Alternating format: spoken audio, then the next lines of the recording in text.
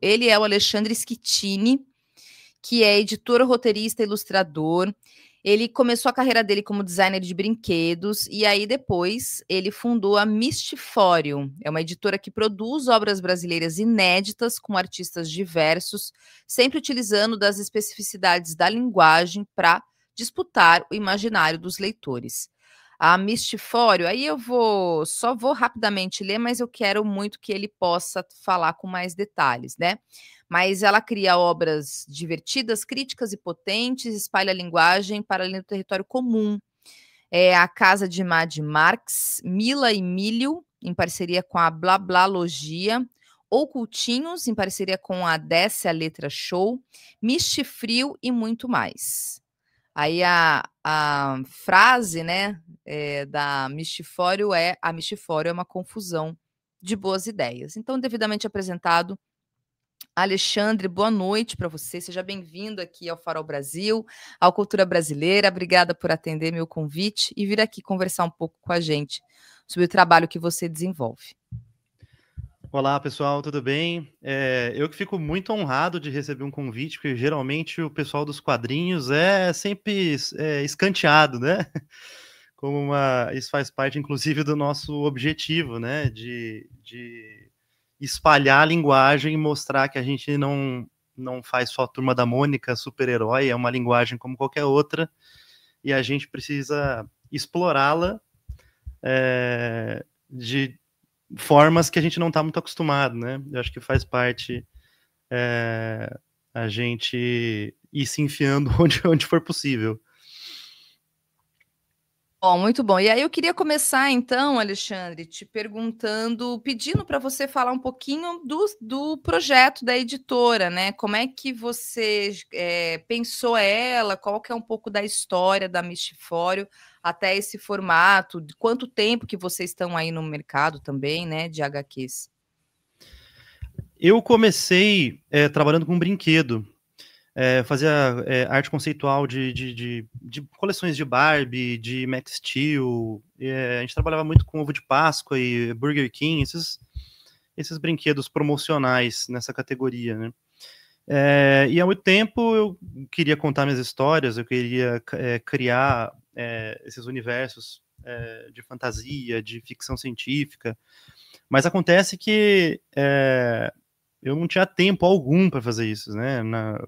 Na categoria de trabalho que eu estava inserido, eu acho que eu nem veria meu filho hoje, porque eu acordava 5 da manhã para ir trabalhar, voltava às vezes 9, 10 da noite. Então, assim, não conseguiria nem ver meu filho, imagina criar um quadrinho, né? Que às vezes você demora 6 meses, um ano para produzir uma obra inédita, né?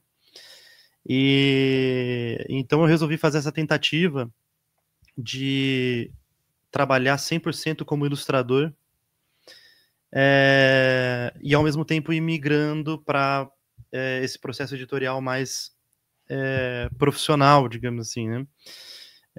Então foi uma transição que começou de forma abrupta, né? Porque eu resolvi sair desse trabalho como designer de brinquedos e a editora foi surgindo no meio do caminho para justamente eu conseguir contar essas histórias que eu queria, né? Mas acontece que eu fui surpreendido no meio do caminho, porque isso eu acho que é um assunto muito legal da gente trazer, né? Que está muito inserido no meio dos quadrinhos e da arte no geral, né? De que a gente tem isso entranhado na nossa cabeça de que o artista é aquele cara que faz tudo sozinho e que é a minha visão sobre o mundo, é a minha perspectiva, que isso é óbvio, né? É uma visão ultraliberal que a gente precisa quebrar o tempo inteiro, de que você não faz absolutamente nada que não seja coletivo, ainda mais um quadrinho, né? A gente sempre brinca que o quadrinho pergunta quem fez esse quadrinho? Foi primeiro o pessoal que coletou a matéria-prima para fazer, para extrair a celulose, o pessoal que trabalhou na gráfica, é uma cadeia de trabalho social que faz esse quadrinho acontecer. A gente está só ali na ponta do lápis, né? E então, nesse meio do caminho, eu fui notando assim que quando a gente vai construindo, trazendo outras visões, outros artistas, outras pessoas para contar a história, o trabalho vai evoluindo, né? Então, eu resolvi iniciar uma carreira de ilustrador, roteirista individualmente, mas por sorte eu percebi que construindo as coisas de forma coletiva tudo fica muito melhor, né? E não é à toa, a gente tem 1 ano e meio de vida, já temos temos orgulho de dizer que hoje a gente é uma das editoras talvez mais promissoras assim de espalhar a linguagem para além do território comum, né? A gente até brinca que no quadrinho o negócio é tão nichado que assim, se você vender mais de 1000 cópias, você já é um best-seller, né? E a gente tá num caminho assim de pelo menos as nossas últimas obras, nossas obras desse ano, todas a gente vendeu milhares de cópias. Então a gente está num caminho muito, muito bom, principalmente trazendo uma perspectiva muito mais politizada do que a gente vê por aí, né? Que a gente sempre tem isso de o quadrinho ser um negócio infantil, que isso vem muito de Maurício de Souza Produções e essa estética infantilizada, até no discurso, né? Sempre, sabe, a gente vamos trazer um tema, vamos discutir, sei lá, alguma coisa mais politizada, sempre de uma forma infantil, de uma forma não muito aprofundada, né? E a gente resolveu pensar nas temáticas das obras, no que a gente sente falta de ver por aí no debate público, simples assim. A gente não tinha, até o momento, por exemplo, nenhuma obra falando sobre a Palestina brasileira, né? A gente tem referências de fora, grandes referências, inclusive a gente falou assim, por que não? Por que a gente não pode produzir aqui? E que a gente não pode fazer uma obra para, ainda mais nesse momento que a gente, nas redes sociais, é censurado o tempo inteiro, né? Então a gente tá nesse caminho, né? É óbvio que a gente tem muitos e muitos planos, mas, como eu disse, né, a gente está muito acostumado com o mercado editorial de consumir as grandes obras de fora, que já estão prontas, e a gente é uma editora que está há 2 anos produzindo coisas inéditas, né? Então a gente está fazendo um milagre, de certa forma. Né, o risco é muito alto, a gente opta, né, por sempre fazer boas negociações com todas as pessoas que passam pela editora, elas precisam receber por isso, que isso também é uma questão no mercado, principalmente falando de artistas, né, que a maioria dos artistas é muito ludibriado pelo papo de assim, ó, você vai ganhar toda uma visibilidade, você vai... É o seu sonho, poxa, você não quer ser quadrinista? E a gente tá numa perspectiva de, não, você tá fazendo um trabalho, a gente não tem nenhuma visão iluminada, a gente é só um trabalhador, precisa receber por isso, e essa é a construção que a gente tá fazendo.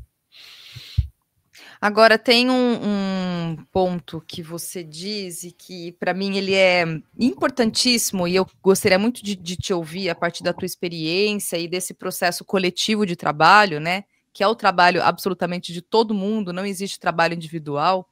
Acho que é importante você fazer esse destaque.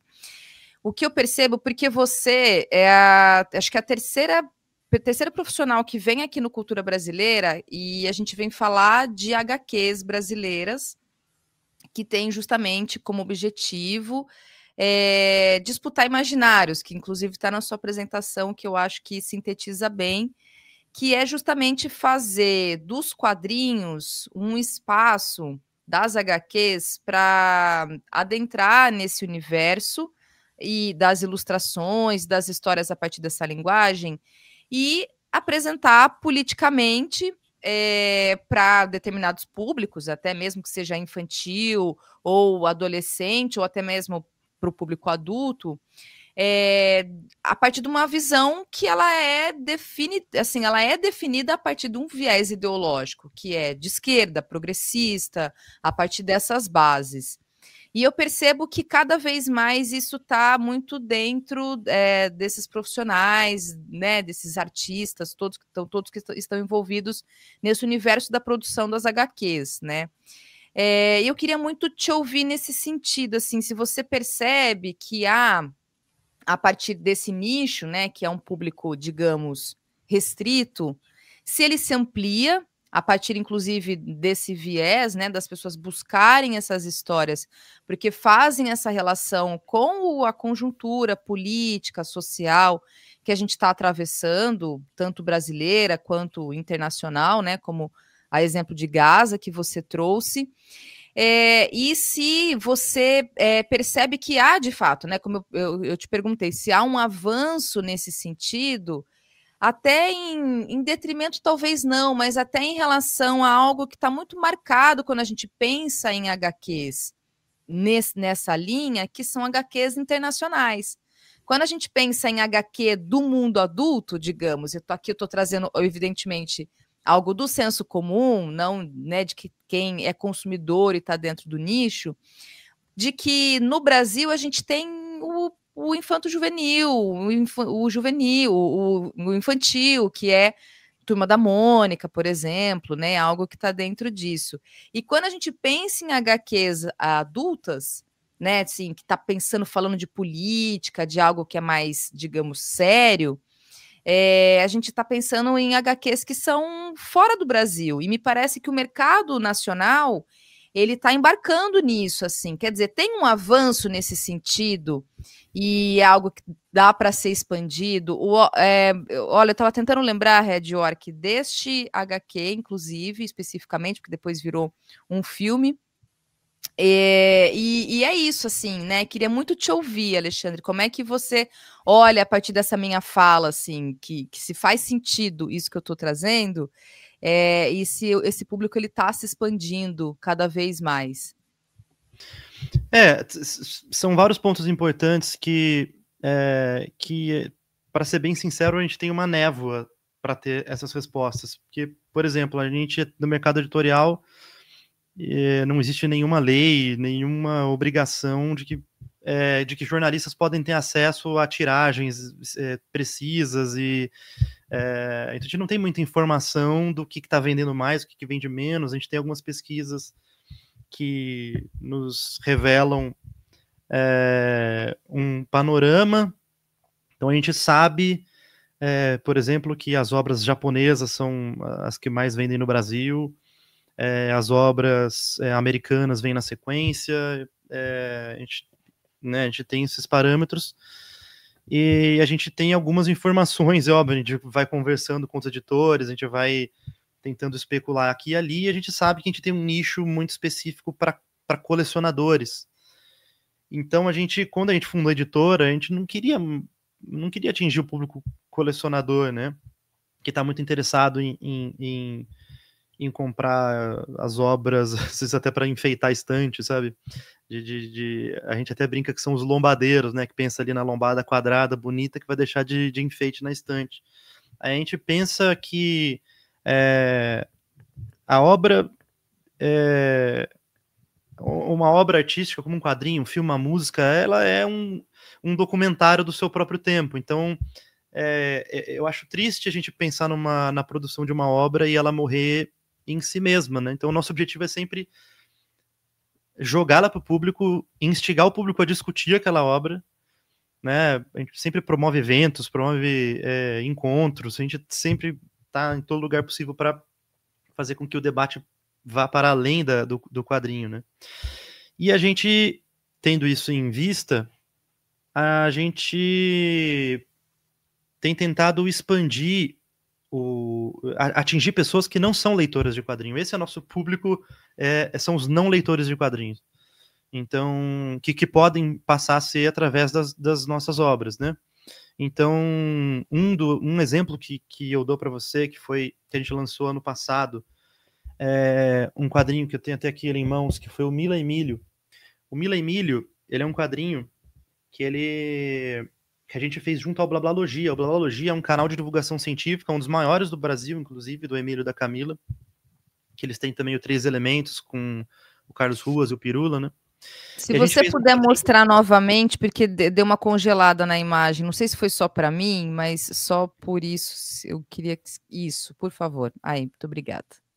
Muito bom. E o Mila e Milho, a gente fala de ciência, de biologia, para ser mais específico, com uma perspectiva de, no subtexto, tocar no problema do nosso modo de produção. Então, a gente sempre tem essa perspectiva nas nossas obras. E a gente quis atingir um público que é interessado em conteúdos científicos, nesse caso, principalmente a biologia, e a gente construiu um quadrinho bem ao estilo de Hora de Aventura, né, para atingir pais, filhos e também escolas e tudo mais. Mas a ideia justamente era apresentar a linguagem e discutir ciência.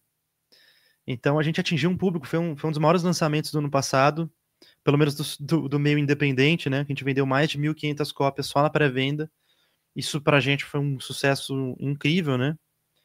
E são pessoas que não eram leitoras de quadrinho, que passaram a ir consumir quadrinho. A gente tem informações de que elas foram lá e compraram outras obras nossas, né? Passaram a comprar outros quadrinhos. Porque no fim das contas a gente quer causar algum tipo de discussão, né?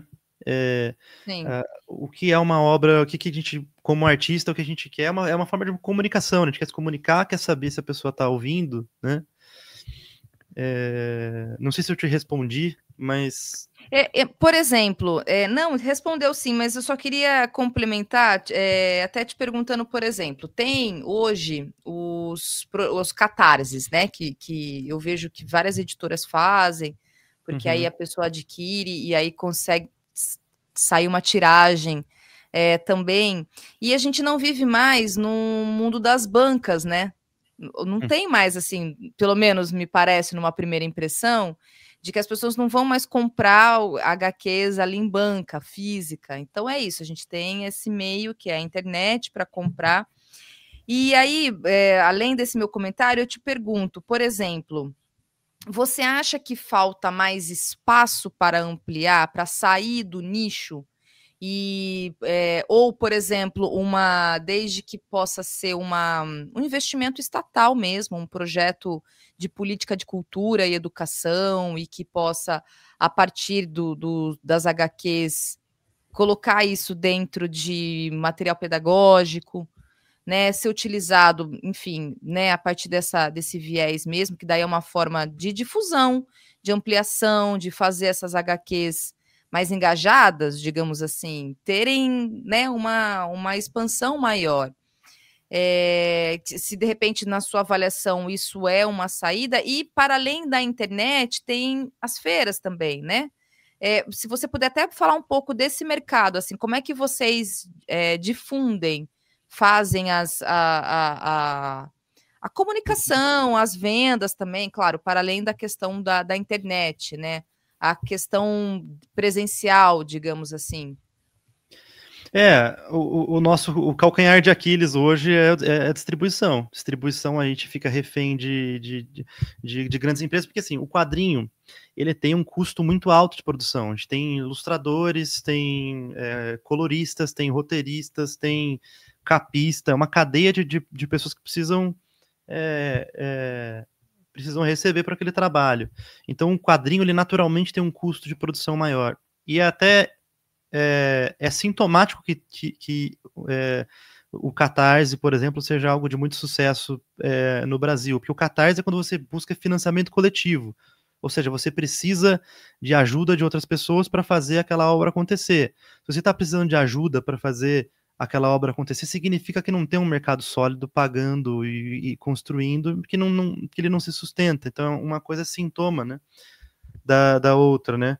E a gente... E até as pessoas até confundem, né? De que tem as feiras, é óbvio, a gente precisa estar em todo lugar que for possível para conversar com o público, para tentar levar a obra cada vez mais longe, mas a participação em feiras, ela não é um meio de produção. É um meio de produção, um meio de distribuição. Você não está distribuindo, de fato. Assim, distribuir é você tá em vários lugares do Brasil inteiro para que as pessoas consigam acessar aquela obra, né? A gente fica eu sou de Campinas, então assim, a gente fica restrito a São Paulo, um evento ou outro que a gente consegue participar em outro estado, mas assim, distribuição de fato é você ter um sistema onde você consiga atingir livrarias, que na verdade nem precisa ser livrarias, assim, né? Um dos sucessos da Turma da Mônica não é necessariamente porque ela está em todas as livrarias, ela está na farmácia, está em todo lugar possível. Então não é que a Turma da Mônica tenha que o Maurício de Souza é iluminado, tem um discurso, nossa, muito foda. Não tem a ver com isso, tem a ver ao acesso que as pessoas vão ter. E quem que é o maior comprador de livros do Brasil, se não o Estado, né? Então por que não pode fazer isso com quadrinhos também? E não só comprar livros que já estão prontos, mas por que não financiar a produção, né? O que move o mercado é a produção, é uma cadeia de pessoas que vão estar dedicadas ali àquela obra. Que isso daí é outra característica do que a gente falou agora há pouco, né? A gente tem um consumo majoritário de obras estrangeiras, de mercados que já são consolidados, então os mercados estrangeiros já conseguiram explorar tanto ali a produção daquelas obras que naturalmente vai surgir as pessoas de destaque, os grandes artistas, as grandes obras, né? E a gente está produzindo aqui, a maioria das pessoas está produzindo depois do trabalho, cansado, no tempo que tem. Então a gente precisa, na verdade, de um sistema mais sólido Claro. de produção mesmo, né? Incentivo para distribuição, para que esses profissionais possam se dedicar integralmente a esses projetos, né? Que possam fazer disso o seu objetivo integral mesmo, né? De profissão, como você disse, né? Não ter como um projeto paralelo.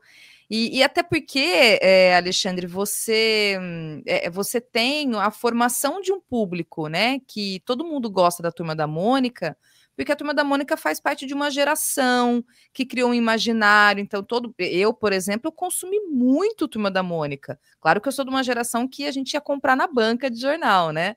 Então, era uma outra realidade, pelo menos de você acessar HQ, assim. Mas se você não tem um projeto, me parece que é um pouco nessa linha. Se não há um projeto para pensar as HQs brasileiras a partir desse viés mesmo, né? Vamos aqui, então, disputar o imaginário, criar os nossos personagens, digamos, políticos.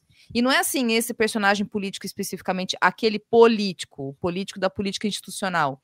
Mas é aquele personagem, aquela personagem que cria aquele imaginário, dentro, inclusive, dos super-heróis, né? A gente conversou há pouco tempo, por exemplo, com uma editora, um pessoal que está produzindo HQs a partir do folclore brasileiro. E aí os personagens do folclore brasileiro, que já está um pouco dentro do nosso imaginário, virem a ser esses heróis, essas heroínas. Então, acho que me parece que é um pouco nessa linha, assim. Eu estou insistindo nesse ponto porque eu acho que é um caminho para a gente poder ter dentro do âmbito da cultura, nesse aspecto das HQs, essa projeção mesmo, né? Projeção desses profissionais, dessas profissionais, e fazer com que as HQs brasileiras adultas, digamos assim, tenha referência no público brasileiro total, popularizado, né? As pessoas irem à farmácia e comprar, irem em qualquer canto e ter ali uma HQ que ela possa comprar e ter vínculo, identificação com os personagens daquelas histórias, né? Exatamente. E a base de tudo é a educação, é nas escolas mesmo, né?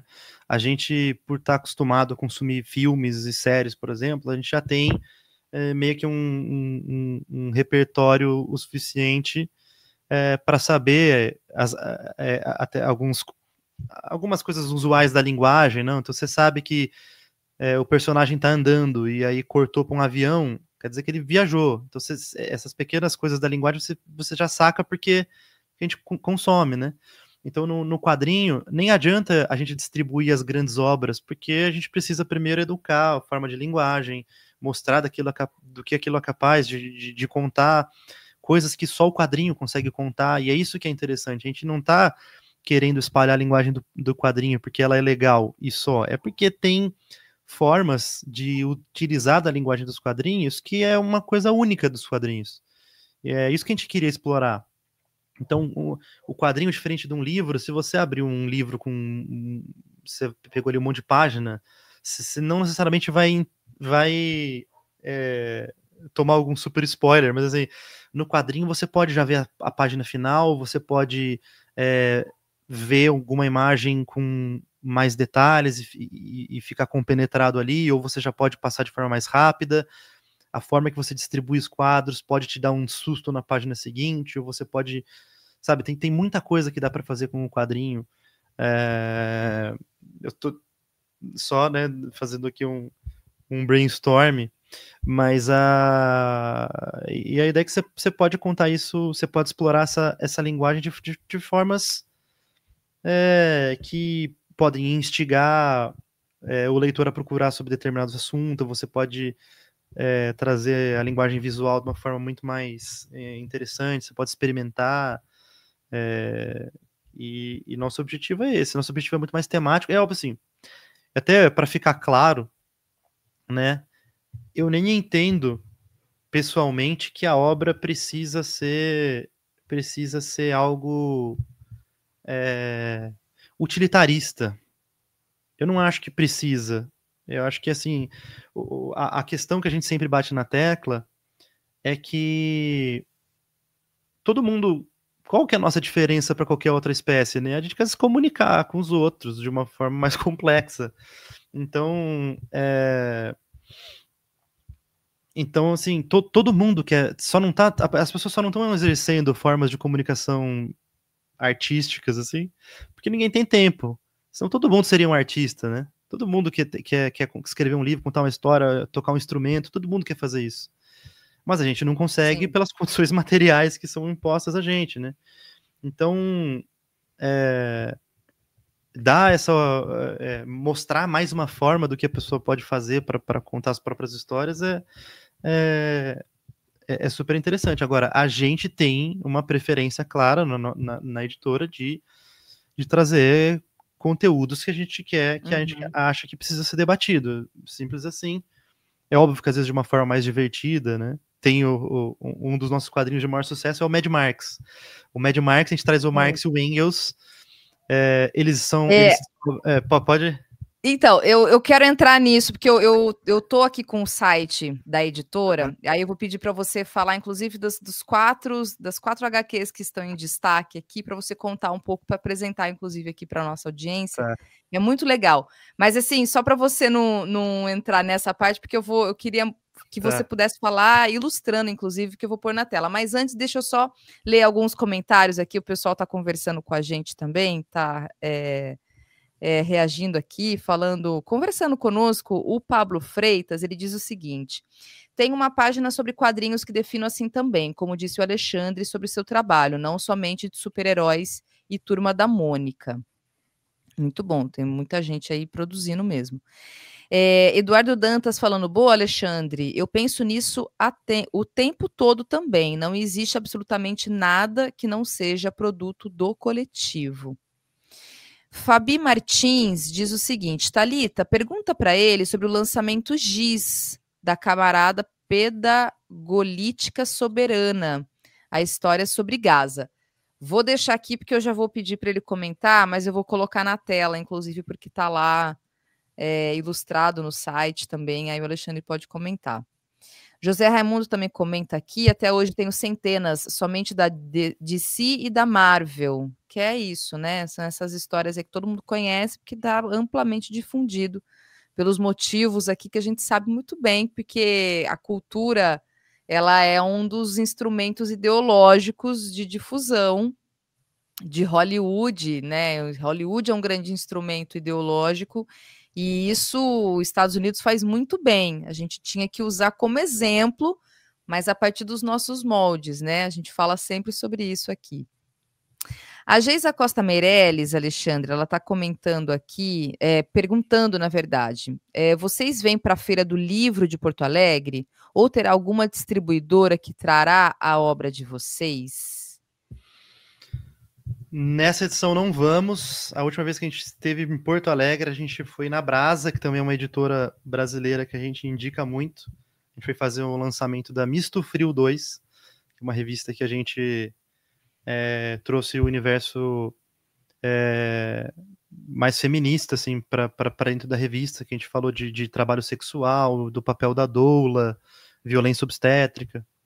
Só que a gente cometeu um erro nesse dia. A gente foi marcar o lançamento da revista justamente num dia de Grenal. A cidade parou, né? Todo mundo apareceu só. Eu falei, mas que tá todo mundo de vermelho e azul? O que tá acontecendo? Aí depois que acabou o jogo, que o pessoal foi aparecer no lançamento. Mas acontece. Sim, exatamente. E, aliás, foi interessante você falar da revista, do lançamento da revista Misto Frio. Eu vi também que em março vocês lançaram, né, em parceria. Essa revista, ela é o que exatamente? É uma parceria mesmo com a Mistifório ou é faz parte da editora? Eu vi que vocês tem um vídeo, né, desse evento na Livraria Pontes, inclusive em Campinas. Essa revista, ela é o que exatamente? Se você puder até falar para nós. Ela é uma revista, assim, é uma revista que a gente, a princípio, traria aleatoriedades, temas diversos, era mais um compilado de histórias em quadrinho, mas acabou que ela foi se tornando temática, né? Então, a primeira edição, a gente sempre traz uma personalidade para trazer quadrinificada, né? Então, a primeira edição da Misto Frio, a gente tem ali algumas histórias em quadrinho mais aleatórias, mas o núcleo da revista é uma entrevista com a historiadora Tupá Guerra. Não sei se as pessoas conhecem. A Tupá Guerra, ela estuda os manuscritos do Mar Morto, linguagem antiga. Ela é até uma demonologista, olha só, que estuda justamente essa visão que a gente tem cristã sobre de onde vêm esses demônios, né? Que impacto teve na nossa cultura hoje, né? Que a gente tem muitos casos de pânico satânico, né? Essas paradas, de onde vem.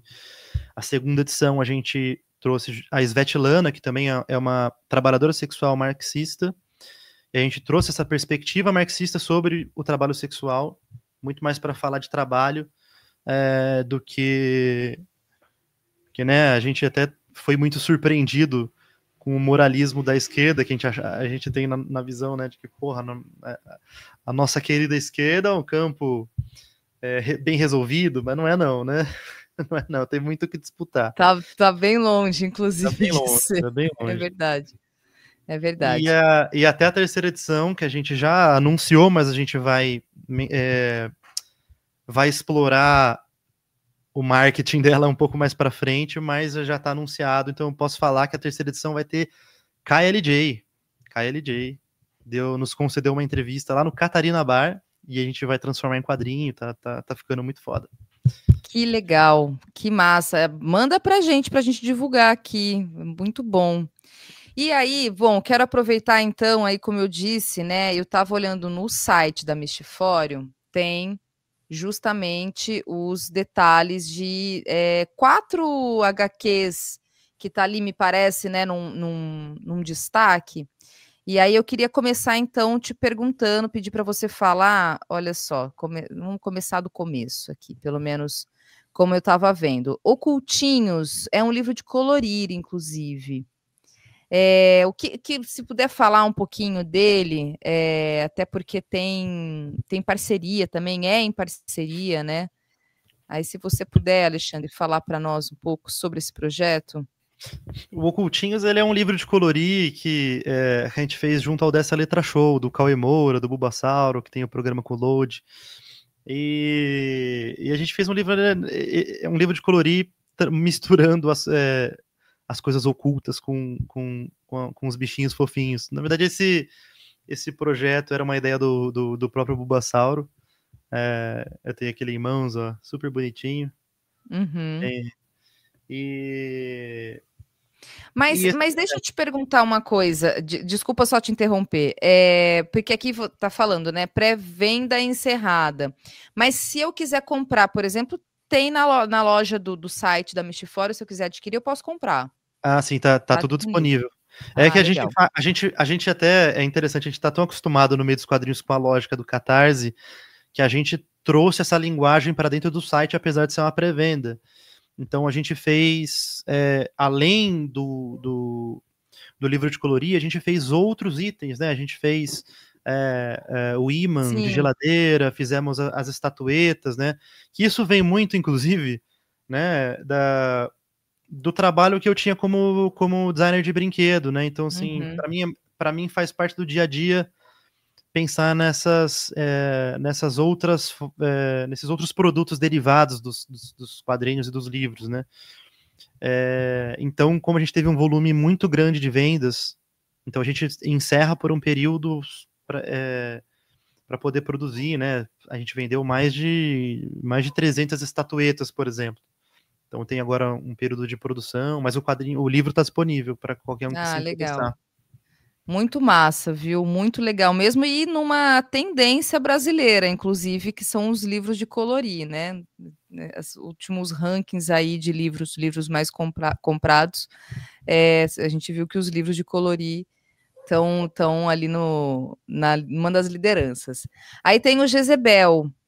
Queria muito te ouvir sobre esse projeto, Alexandre.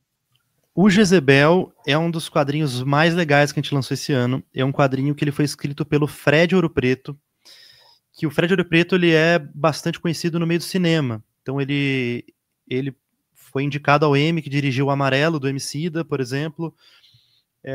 Tem algumas séries no Netflix. Se eu não me engano, ele até lançou um episódio agora na série Caramelo, que saiu agora.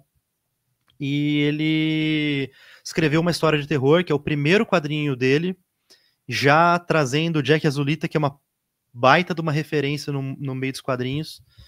E ele traz essa história sobre a Jéssica, que a Jéssica é uma ilustradora, ela tem até essa metalinguagem, porque ela é uma quadrinista dentro da história, e ela está muito sofrendo com a precarização do trabalho no meio da ilustração, de fazer os bicos e ter aqueles chefes cretinos, né? Só que ela vai, nos tempos livres, descontando tudo que ela vive nessa história que ela está criando, que é a Jezebel. E que a Jezebel é uma demônia, né? Eu sei que demônios não tem gênero, mas assim, na história é uma demônia. Na história, essa história em quadrinhos, pelo fato de ser um quadrinho que fala sobre um quadrinho, tem momentos que você não sabe se é a história dela ou se está acontecendo na realidade. E isso é muito interessante. Então é uma história de terror que fala muito, né, sobre a precarização do trabalho. E é um dos quadrinhos mais legais. Eu nem posso ficar falando muito, senão vai dar um baita de um spoiler, mas assim, basicamente, para quem se interessar, precarização do trabalho, terror e metalinguagem. Acho que já é até legal de falar que essa obra ela já está aberta para captação, ela já foi aprovada. Então, em algum momento, a gente sabe que, né, para captar recursos o suficiente para o audiovisual não é fácil, mas pelo menos ela já foi aprovada. Em algum momento ela vai virar filme. E isso é legal. O que seria essa aprovação? Assim, tem um processo para uma HQ virar um filme, por exemplo?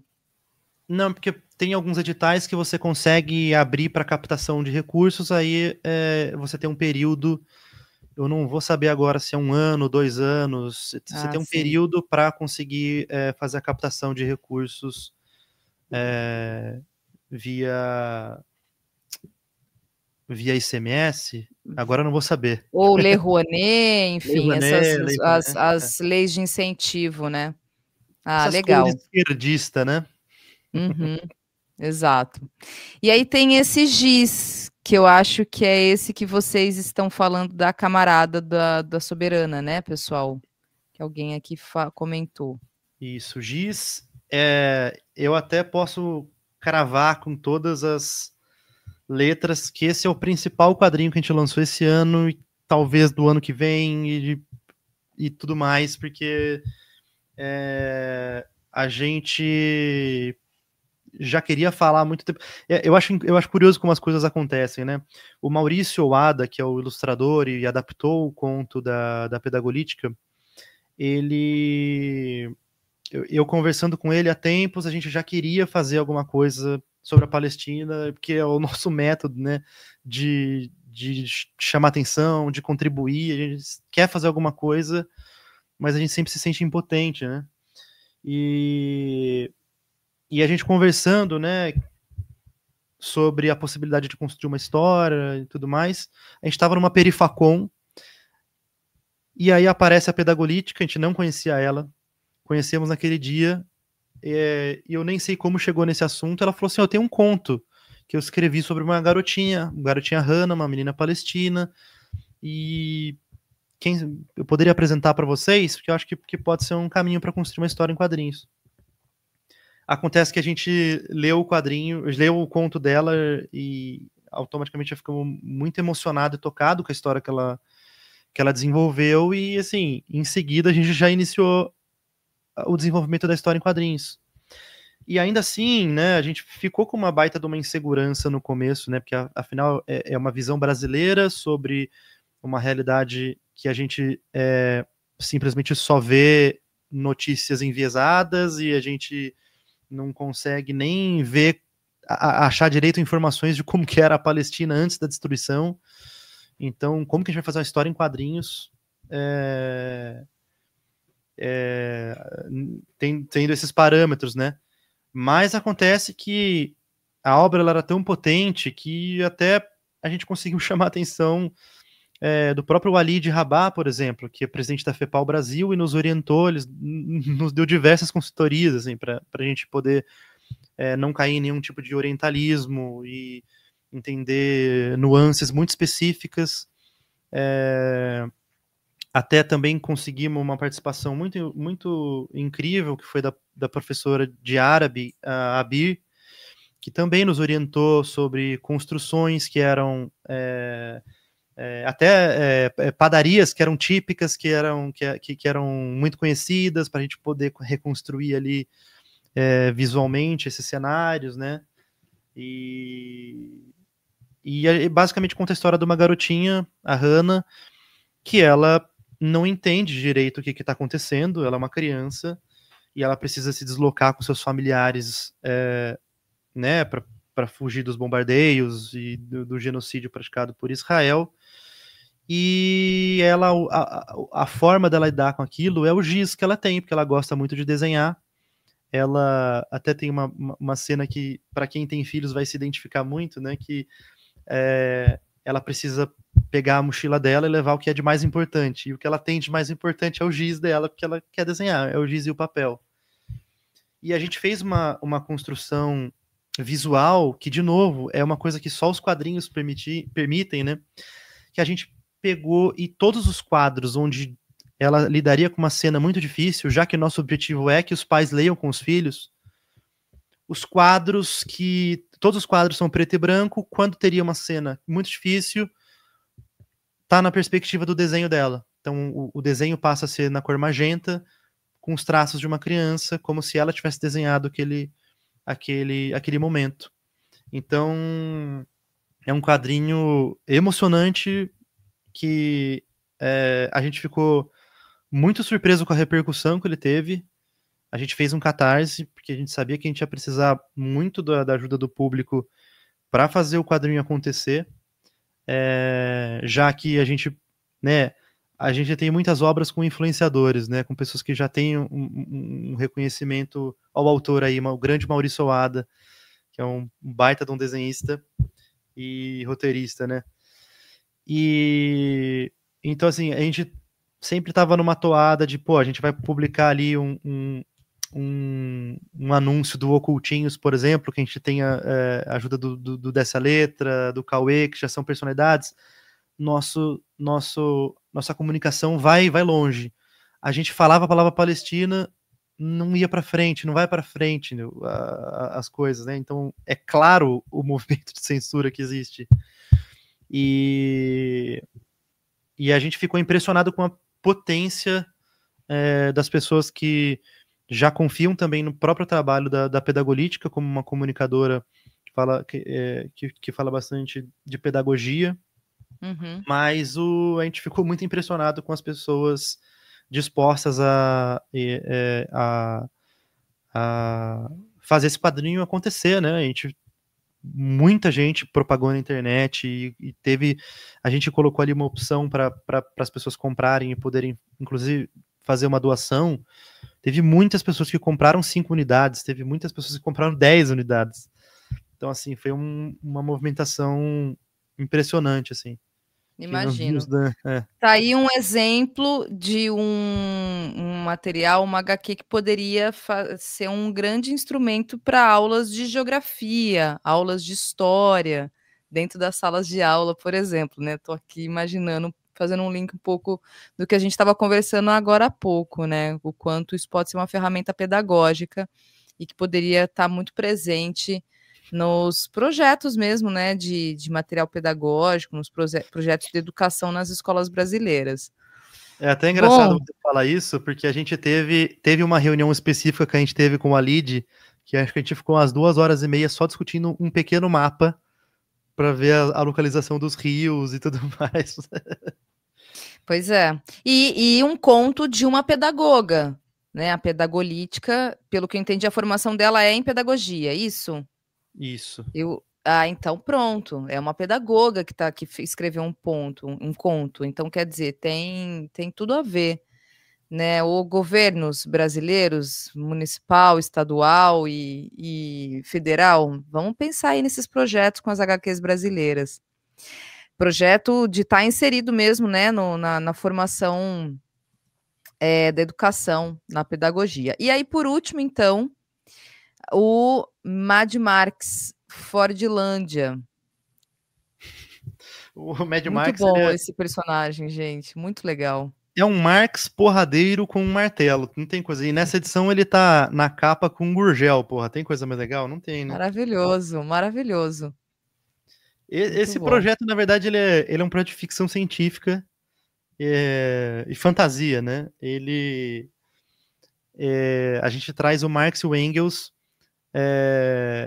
como um casal nessa história, e juntos eles vão precisar enfrentar o temível Elon Musk. E é engraçado que a gente traz muitos elementos da realidade brasileira, mas nesse caso, assim, nosso objetivo é puramente diversão. A gente abre o quadrinho, para o pessoal não ficar bravo com a gente abre o que é o materialismo fictício dialético. Então, assim, por favor, nosso objetivo é brincar com vocês.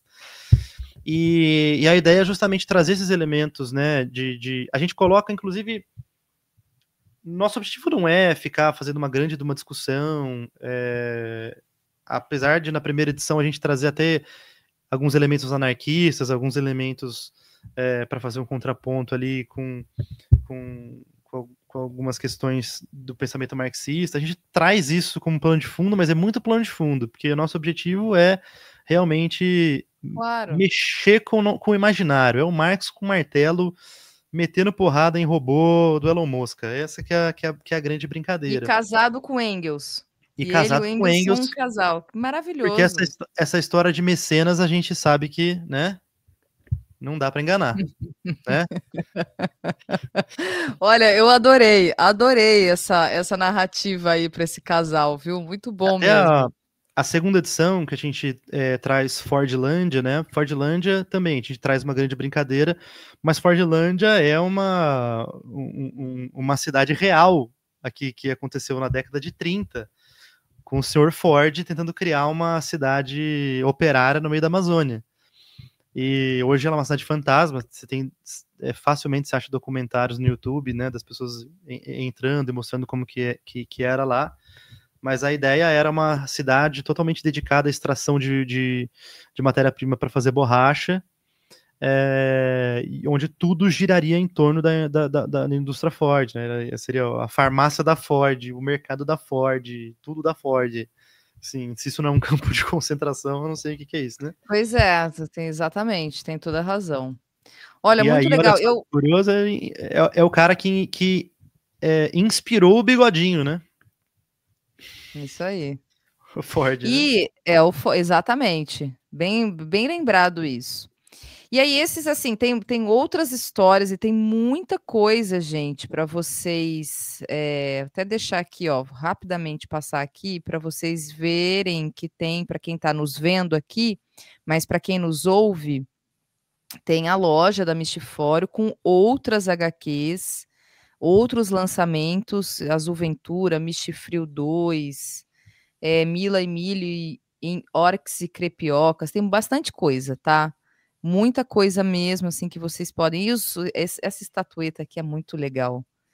Então, fiquem à vontade para navegar, para adquirirem aí os produtos todos da editora, que vale muito a pena mesmo. E vocês têm, pegando um gancho, inclusive, Alexandre, um podcast, né? Assim, que é também para apresentar algumas discussões, né? Vocês falam um pouco do mercado. O que vocês trazem nos conteúdos do podcast? O podcast ele foi um experimento, ouvido Mistifórum, né? Ele foi um experimento que a gente vai retomar ele em breve.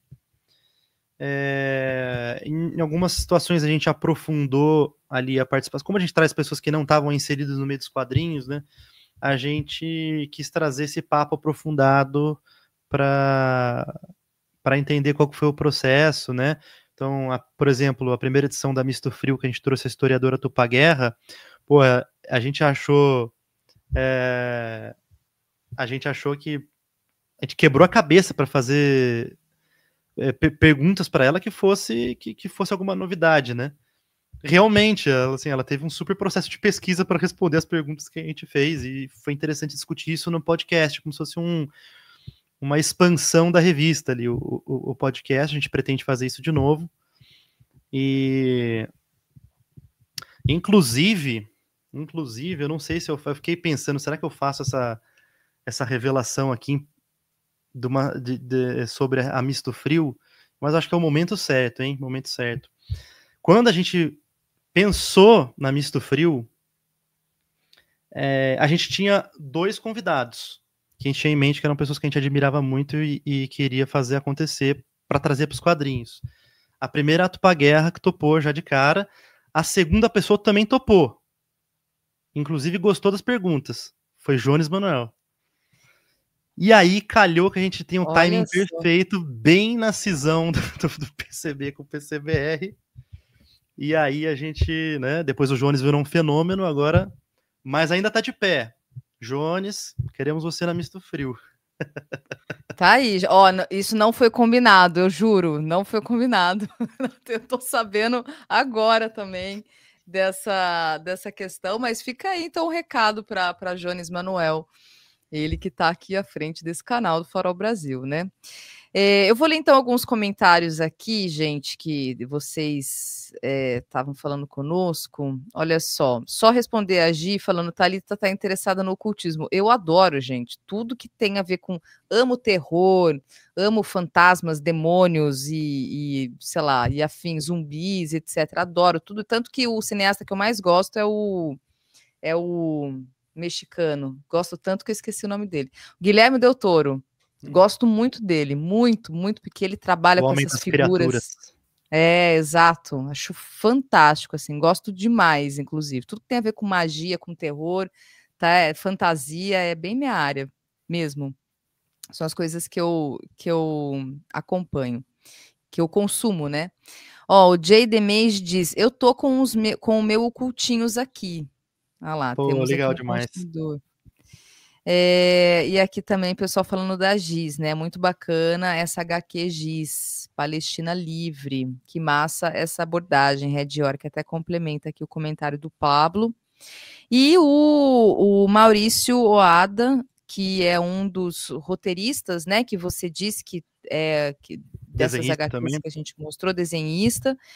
E aproveito para te perguntar sobre as profissionais e profissionais que fazem parte, que estão em parceria, que atuam, né, na Mistifório, assim, são muitos, eles são de que áreas, qual que é o processo, inclusive, das parcerias, porque eu imagino que é uma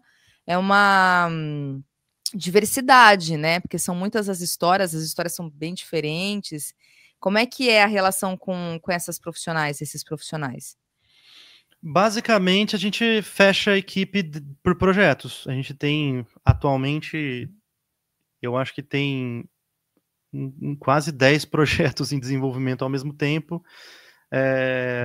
A parte burocrática fica na minha mão, então os pepino, gente reclamando, vem tudo para mim, as contas para pagar, e a gente sempre forma equipe dependendo do projeto que a gente está desenvolvendo, né? Então, a gente tem diversos ilustradores. A gente está num momento que, e sendo muito honesto agora com vocês, assim,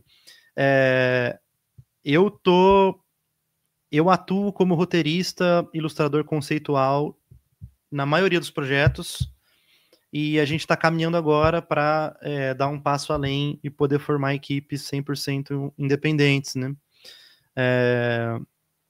Isso era uma questão de necessidade no momento, que tem funcionado, mas agora nossos projetos têm repercussão cada vez maior, então a gente vai tentar dar passos maiores, né? A gente estava até o momento, né? Porque a gente tem um ano e meio para produzir tudo isso que a gente produziu. Vocês podem imaginar que são muitas noites sem dormir, mas a gente vai. Eu estou tentando me conter aqui, porque a gente tem tanto projeto para anunciar que vai acontecer daqui a exatamente um mês, que são projetos muito, mas muito incríveis que a gente vai anunciar, e eu tô me policiando aqui para não falar antes da hora. Então, Alexandre, então vou pedir para você aguardar, porque assim que você puder, né, falar desses projetos, você volta ao Cultura Brasileira e a gente fala desses projetos todos. Você apresenta eles aqui, a gente discute, a gente fala com a nossa audiência sobre os seus projetos todos, assim, né? Você não fica aí, porque a gente é isso, né? A gente tem projeto, a gente quer falar sobre o projeto o tempo todo. Entendo muito. E tem uma coisa que chama contrato, né? Se eu falar agora, eu tomo exatamente. Olha só um último comentário aqui, o Severino Thiago dizendo: sou oriundo do Profigel e há vários trabalhos desenvolvidos por professores de geografia que usam HQs como recurso em suas aulas.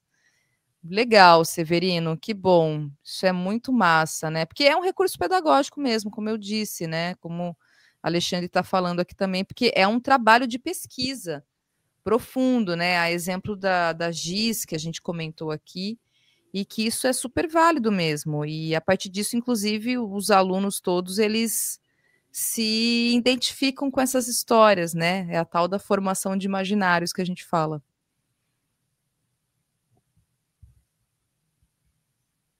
Tá, travou. Ou eu travei? Gente, fui eu? Foi o Alexandre? Não, para mim tá tudo certo. Ah, então tá bom. Deu uma leve... Às vezes é a minha internet aqui, por isso que eu sempre fico na dúvida. Eu já estava preocupado que a notícia de hoje era que ia ter quedas de energia e chuva de granizo em Campinas, Eita. Mas se Deus existe, ele está do nosso lado hoje. Legal. Isso aí, que bom, porque a gente conseguiu fazer a nossa conversa. Alexandre, obrigada mais uma vez de vir aqui, conversar conosco, trazer detalhes aí do teu trabalho, né, dos projetos que vocês desenvolvem. E aí fica o convite, então, para quando você puder falar dos novos projetos, você volta aqui e aí a gente conversa novamente, troca uma ideia aí para poder falar da Mistifório e essas novas produções de vocês. Parabéns, muito sucesso para vocês. Muito obrigado, é uma honra para a gente tá no programa que a gente acompanha, é até estranho, né? A gente tá vendo, de repente tá falando, e com certeza eu acho que até você vai querer, quando a gente anunciar os projetos que a gente tem para anunciar, você vai querer que a gente volte mesmo. E a pergunta que eu acho que todo mundo quer saber é: você já está conseguindo virar as páginas de um livro, de um quadrinho? Já está... Ah, sim, sim. Ó, tá vendo? Eu ainda não consigo, fazer esse joia aqui, é o joia da esquerda. O joia da direita ainda tá um pouco, né? Eu tô no processo, que comecei agora a fisioterapia, mas segundo a fisioterapeuta, vai dar bom. Logo vou estar 100% novamente. Quando você tiver 100%, a gente manda o quadrinho que você quiser. Ah, que bom. Então tá bom. Vou te chamar lá então no WhatsApp, a gente combina, que eu já me interessei por vários, inclusive. Tava olhando aqui, falei, ah, que legal, quero esse, quero esse, quero aquele. Mas tá bom, é isso, muita coisa. Que bom. E você tá em Campinas, né? Eu sou de Piracicaba, sou do lado, moro não, moro no Rio. Nasci, cresci em Piracicaba, que é do lado de Campinas, estudei, fiz jornalismo em Campinas, morei em Campinas por 6 anos. Então conheço bem aí a cidade de saudades, inclusive. Legal. Eu não teria Muito saudade bom. de Campinas, mas tudo bem. Que isso. É legal, Campinas, apesar, né? Apesar dos pesares todos, da atual gestão da prefeitura, que eu tenho acompanhado, da Câmara de Vereadores, né? Tá nesse processo aí, agora querem caçar a vereadora Mariana Conte. Amanhã, inclusive, ela vai estar no Farol, aqui no Manhã Brasil, para conversar com o Mauro sobre, claro, a questão toda, né? Que ela estava lá na flotilha e também esse ponto aí que ela chega para trabalhar, né, depois de passar por tudo que passou e ainda ter que enfrentar um processo de cassação, né? Mas o interior de São Paulo é terrível nesse sentido. Temos as nossas resistências, mas difícil, realmente. Pois é. Tá bom, Alexandre. Obrigada, então, e até uma próxima. Logo, logo te espero ver novamente aqui no Cultura Brasileira. Até mais. Valeu, pessoal. Tchau, Tchau, tchau. tchau. Valeu.